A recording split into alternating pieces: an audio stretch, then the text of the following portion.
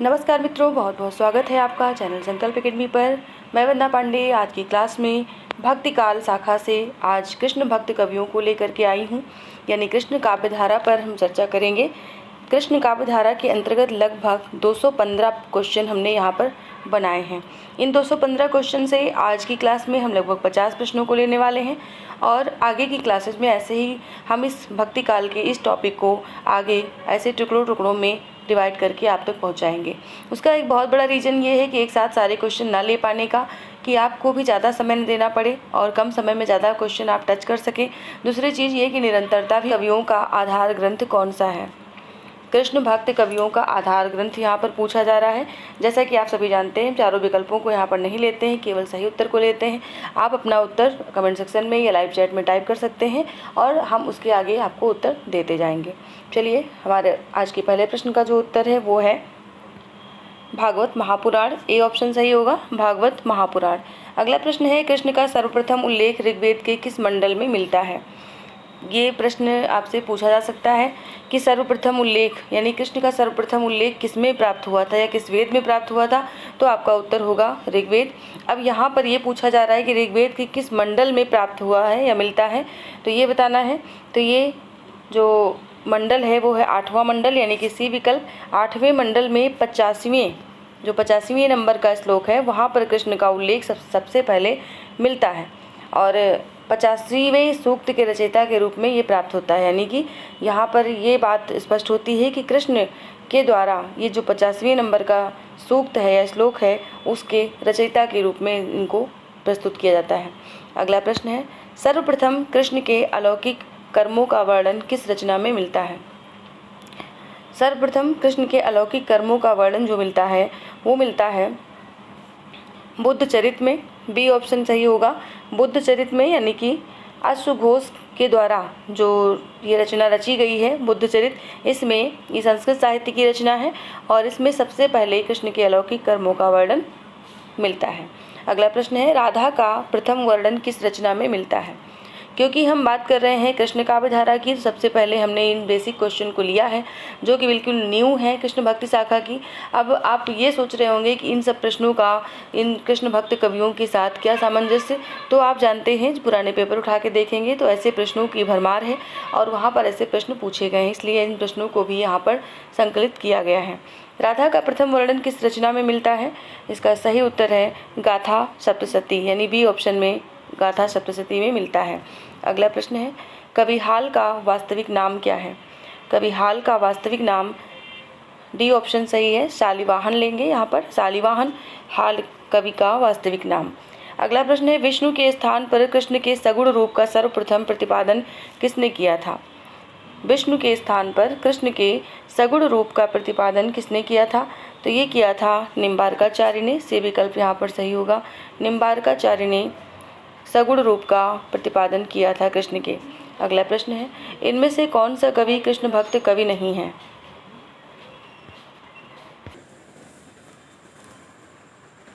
अगला प्रश्न है, इनमें से कौन सा कवि कृष्ण भक्त कवि नहीं है?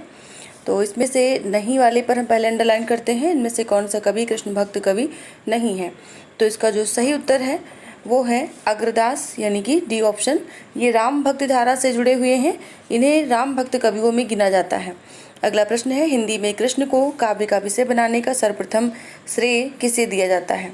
काव्य का विषय बनाने का सर्वप्रथम श्रेय किसे दिया जाता है? कृष्ण को। तो इसका जो सही उत्तर है वो है विद्यापति, ए ऑप्शन, यानी विद्यापति को दिया जाता है।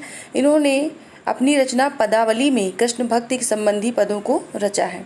अगला प्रश्न है, निम्नलिखित में से किस संप्रदाय में कृष्ण को रस व राधा को रति के नाम से पुकारा गया है? कौन से संप्रदाय में कृष्ण को रस और राधा को रति के नाम से पुकारा गया है? बहुत अच्छा प्रश्न है। इसमें देखिए सही उत्तर इसका जो है वो है सी ऑप्शन, यानी कि सहाजिया संप्रदाय। सहाजिया संप्रदाय में कृष्ण को रस व राधा को रति के नाम से पुकारा गया है और इसमें विद्वानों के अनुसार जो सहाजिया संप्रदाय है वो तांत्रिक बौद्ध परंपरा से जन्मा था, जो सहाजियान कहलाता था। पहले सहाजियान कहलाता था, बाद में सहाजिया में रूपांतरित हो गया था। अगला प्रश्न लेंगे। अगला प्रश्न है, वल्लभ संप्रदाय के संस्थापक का नाम क्या है? वल्लभ संप्रदाय के संस्थापक का नाम बताना है, जो कि नाम से ही स्पष्ट हो रहा है, वल्लभ से। ये हैं बी ऑप्शन, यानी कि वल्लभाचार्य। वल्लभाचार्य ने वल्लभ संप्रदाय की स्थापना की थी। इनका जो दर्शन था वो था शुद्धाद्वैतवाद। शुद्धाद्वैतवाद के आधार पर इन्होंने शुद्धाद्वैतवाद का इस दर्शन के आधार पर प्रवर्तन भी किया था।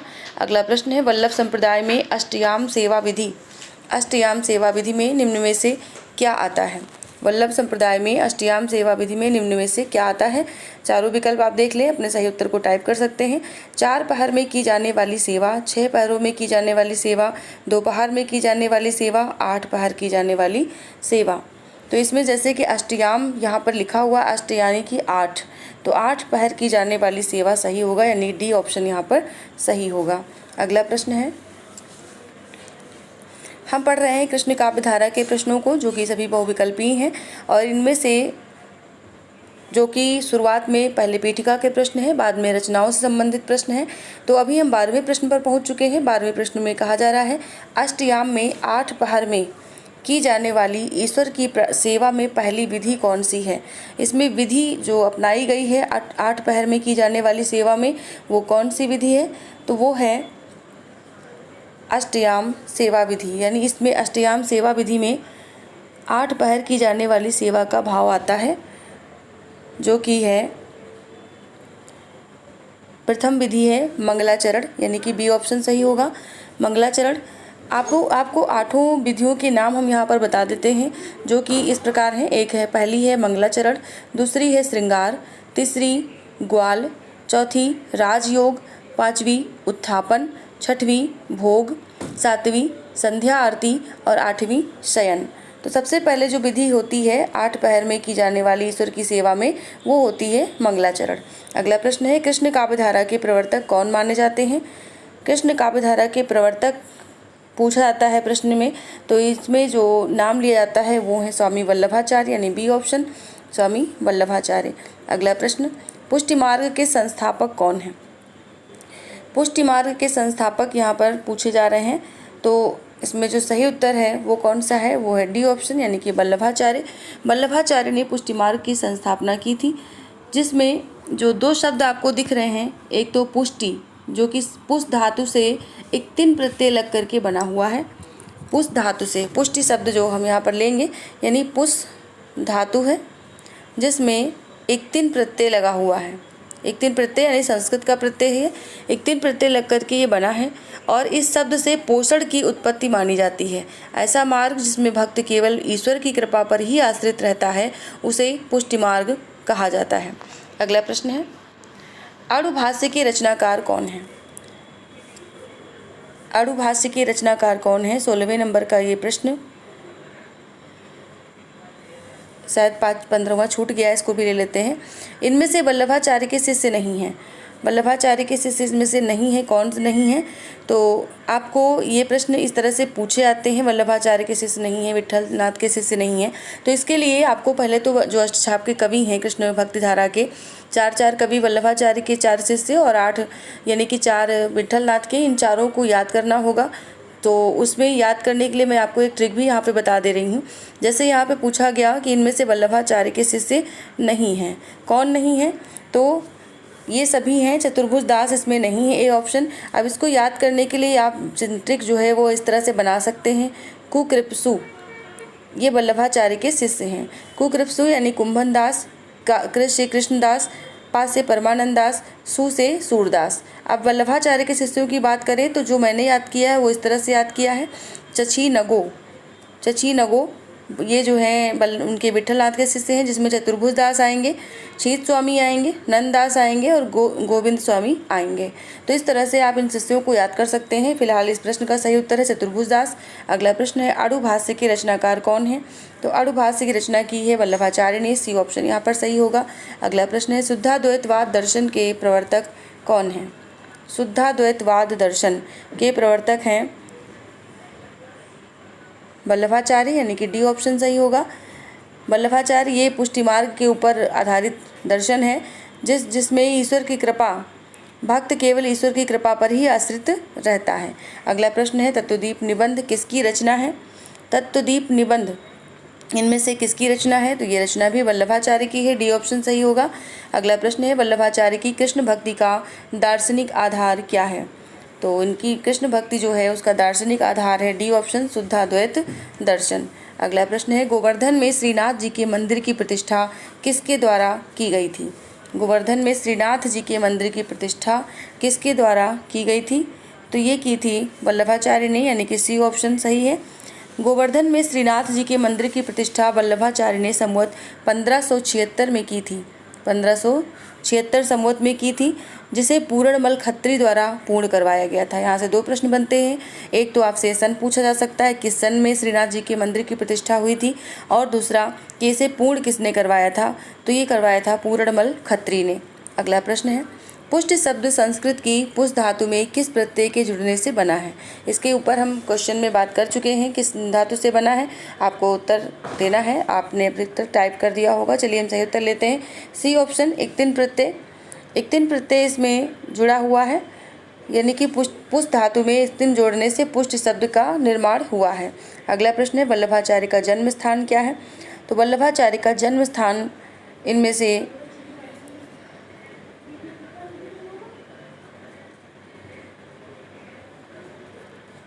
वल्लभाचार्य का जो जन्म स्थान है इनमें से फर्रुखाबाद, चंपारण, रुनकता, तलवंडी, इनमें से कोई भी नहीं है। शायद मुझे लगता है सभी विकल्प गलत हैं। फिलहाल हम इसको आपको चंपारण, चंपारण, इसमें मुझे याद था रायपुर, जिला रायपुर, ग्राम चंपारण। ठीक है, तो ये चंपारण गांव में हुआ था, इसका जिला जो है वो रायपुर है, और यहाँ पर भी ऑप्शन ये सही होगा, चंपारण। अगला प्रश्न है, इनमें से कौन सी रचना वल्लभाचार्य की नहीं है? इनमें से कौन सी रचना वल्लभाचार्य की नहीं है? तो सूरसागर जो है, सी ऑप्शन, ये वल्लभाचार्य की नहीं है, सूरदास जी की रचना है। अन्य सभी सुबोधिनी टीका, श्रीमद् भागवत टीका, पूर्व मीमांसा भाष्य, ये सभी रचनाएं वल्लभाचार्य की हैं। अगला प्रश्न है, वल्लभाचार्य के गुरु का नाम क्या है? वल्लभाचार्य के गुरु का नाम, इसमें 24 नंबर के प्रश्न में जो ऑप्शन सही है वो है ए, यानी विष्णु स्वामी। विष्णु स्वामी इनके गुरु का नाम था। अगला प्रश्न है, श्रीनाथ जी के मंदिर का निर्माण कार्य किसने पूर्ण करवाया? तो ये करवाया है पूरणमल खत्री ने, सी ऑप्शन यहाँ पर सही होगा। पुष्टि मार्ग में भक्त के कितने भेद माने गए हैं? पुष्टि मार्ग में भक्तों के जो भेद माने गए वो माने गए हैं 4, यानी कि डी ऑप्शन यहाँ पर सही होगा। ये भेद चारों कौन कौन से हैं यहाँ पर आपको एक नज़र में बता देते हैं। प्रवाह पुष्टि भक्त, मर्यादा पुष्टि भक्त, पुष्ट पुष्टि भक्त, इस प्रकार से शुद्ध पुष्टि भक्त, ये 4 जो है भेद यहाँ पर माने गए हैं। पुष्टि मार्ग में 4 प्रकार के भक्त के भेद माने गए हैं। अगला प्रश्न है, अष्टछाप की स्थापना 1565 ईस्वी में किसने की थी? 1565 में अष्टछाप की स्थापना किसने की थी? ये की थी विट्ठल नाथ ने, जो कि वल्लभाचार्य के पुत्र हैं। वल्लभाचार्य ने 1565, यहाँ पर सन भी हम दे देते हैं, 1565 ऊपर लिखा हुआ है, में वल्लभाचार्य के पुत्र विट्ठल नाथ ने अष्टछाप की स्थापना की थी। इसमें उन्होंने अपने पिता के 4 शिष्यों को, जो कि 84 शिष्य थे उनके, उनमें से 4 शिष्यों को, और अपने 252 शिष्यों में से 4 शिष्यों को उन्होंने इस अष्टछाप के अंतर्गत संगठित किया था। कृष्ण भक्त कवियों की एक मंडली बनाई थी। अगला प्रश्न है, अष्टछाप में निम्नलिखित में से कौन सम्मिलित नहीं है? इनमें से कौन सा कवि है जो अष्टछाप में नहीं है? तो सी ऑप्शन गोविंद दास नहीं है, गोविंद स्वामी है उसमें, गोविंद दास नहीं है। अगला प्रश्न है, निम्न में से अष्टछाप के कवि कौन नहीं है? इनमें से अष्टछाप का कवि कौन नहीं है? तो ये ए ऑप्शन यहाँ पर सही होगा, रामानंद। रामानंद जो है वो राम भक्ति शाखा से संबंधित है, अष्टछाप में नहीं है। अगला प्रश्न है, विट्ठल नाथ के शिष्य हैं, इनमें से विट्ठल नाथ के शिष्य को बताना है कौन है? तो वो है चतुर्भुज दास। चतुर्भुज दास, यहाँ पर स नंददास लिखा है, इसमें सा आगे नहीं होना चाहिए, नंददास है, और नहीं, सनंददास जो लिखा है सही लिखा है। विट्ठल नाथ के शिष्य इसमें से कौन है ये बताना है, यानी कि चची नगो, जो कि हमने ऊपर बताया था आपको, चा से चतुर्भुज दास, ना से नंददास, छी से छीत स्वामी, गो से गोविंद स्वामी, है ना। तो इसमें देखिए परमानंद दास, कृष्णदास और ये सनंद दास जो दिए गए हैं, ये दिए गए हैं उसके वल्लभाचार्य के शिष्यों के बारे में। फिलहाल सनंद दास ऑप्शन सही नहीं है, लेकिन सी ऑप्शन यहाँ पर राइट है। अगला प्रश्न है, छीत स्वामी किस धारा के कवि हैं? छीत स्वामी बी ऑप्शन अष्टछाप के कवि हैं। निम्नलिखित में से कौन अष्टछाप का कवि नहीं है इनमें से? तो इनमें से कौन सा नहीं है, यानी बी ऑप्शन सुंदरदास, ये संत कवि हैं, ये अष्टछाप के कवियों में नहीं आते हैं। अगला प्रश्न है, सूरदास किसके शिष्य थे? सूरदास के गुरु जो हैं वो थे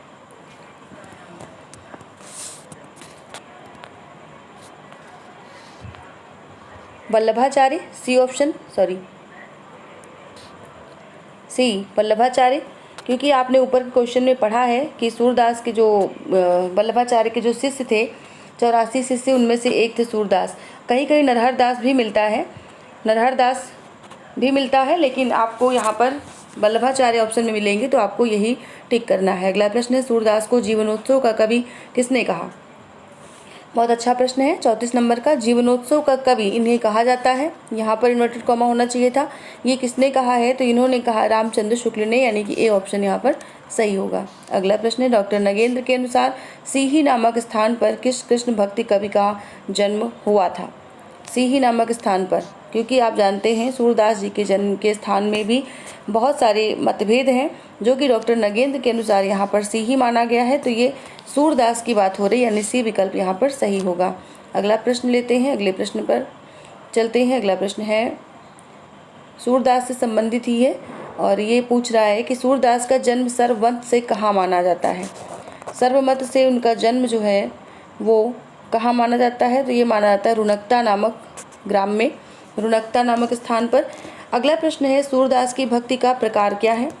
सूरदास की भक्ति का जो प्रकार है वो है सख्य। इन्होंने कृष्ण को सखा के रूप में वर्णित किया है, बी ऑप्शन यहाँ पर सही होगा। और पहले जो इनका भक्ति का प्रकार था सख्य भाव था, पर वल्लभाचार्य के संपर्क में आने से पहले उनकी जो भक्ति का प्रकार था वो दास्य भक्ति था। ये प्रश्न भी आपके लिए महत्वपूर्ण है, यानी अगर आपसे सिर्फ ये पूछा जाए कि सूरदास की भक्ति का प्रकार क्या है तो सख्य भाव लगाएंगे, लेकिन अगर ये प्रश्न कह दे कि वल्लभाचार्य के संपर्क में आने से पहले सूरदास की भक्ति का प्रकार क्या था तो आप दास्य भक्ति बताएंगे। अगला प्रश्न है, साहित्य लहरी की रचनाकार कौन है? साहित्य लहरी के रचनाकार सूरदास हैं। सूरदास के किस ग्रंथ को रीतिपरक ग्रंथ कहा जाता है? किस ग्रंथ को रीतिपरक ग्रंथ के अंतर्गत रखा जाता है जिसमें नायिका भेद वर्णन देखने को मिलता है? ये ऑप्शन सही है, सी साहित्य लहरी। अगला प्रश्न है, वात्सल्य रस सम्राट किसे कहा जाता है? वात्सल्य रस सम्राट सूरदास को कहा जाता है, डी ऑप्शन सही है यहाँ पर। अगला प्रश्न है, सूरदास जी की मृत्यु पर इन्हें पुष्टि मार्ग का जहाज कहकर किसने पुकारा था? सूरदास की मृत्यु पर पुष्टि मार्ग का जहाज कहकर इन्हें किसने पुकारा था? तो ये कहा था विट्ठलनाथ ने, स्वामी विट्ठलनाथ, सी ऑप्शन। ऐसी धारणा है कि जब सूरदास जी की मृत्यु हुई थी तो इन्हें पुष्टि मार्ग का जहाज कहकर के विट्ठलनाथ ने पुकारा था। पुष्टि मार्ग को जहाज जात है सो जाको कछु लेना होए सो लेव, ये पंक्ति विट्ठलनाथ की मिलती है इसके संदर्भ में। अगला प्रश्न है, पुष्टि मार्ग को जहाज जात है सो जाको कछु लेना होए सो लेव पंक्ति में किसकी मृत्यु पर विट्ठलनाथ जी ने कहा था? पंक्ति इनमें से किसकी मृत्यु पर विट्ठलनाथ जी ने कहा था? तो सूरदास जी की मृत्यु पर कहा था। अगला प्रश्न है, सूरदास की भक्ति पद्धति का मेरुदंड पुष्टि मार्ग ही है। सूरदास की भक्ति पद्धति का मेरुदंड पुष्टि मार्ग ही है, किसका कथन है? तो ये कथन है रामचंद्र शुक्ल का, बी ऑप्शन यहाँ पर सही होगा। अगला प्रश्न है, सूर अपनी आँखों से वात्सल्य का कोना कोना झाँक आए हैं, यह कथन किस आलोचक का है? सही उत्तर हम सीधे लेंगे, ये कथन किस आलोचक का है? सही उत्तर है रामचंद्र शुक्ल, ए ऑप्शन यहाँ पर सही होगा। अगला प्रश्न है, सूरसागर रचना को उपालंब काव्य कहकर किसने पुकारा? सूरसागर को उपालंब काव्य कहकर इनमें से किसने पुकारा? सही उत्तर है B option, doctor Nagendra. Doctor Nagendra ने सूरसागर को उपालंब काव्य कहकर पुकारा। अगला प्रश्न है, इनमें से पुष्टिमार्गी कवि कौन है? पुष्टिमार्गी कवि इनमें से कौन है? तो सही उत्तर है सूरदास, यानी बी ऑप्शन सही होगा, सूरदास। सूरसागर की भाषा क्या है? सूरसागर की भाषा पूछी जा रही है, जो कि है बी ऑप्शन, यानी कि ब्रज। ब्रज में ये रचा गया है, ब्रज में ये रचना रची गई है, जिसका उपजीव्य ग्रंथ श्रीमद् भागवत पुराण का 10वां स्कंध है। ये प्रश्न भी आपसे बनता है। अगला प्रश्न है, इनमें से सूर की रचना कौन सी नहीं है? कौन सी नहीं पूछी जा रही है, यानी कि 3 अन्य होंगी, एक नहीं है।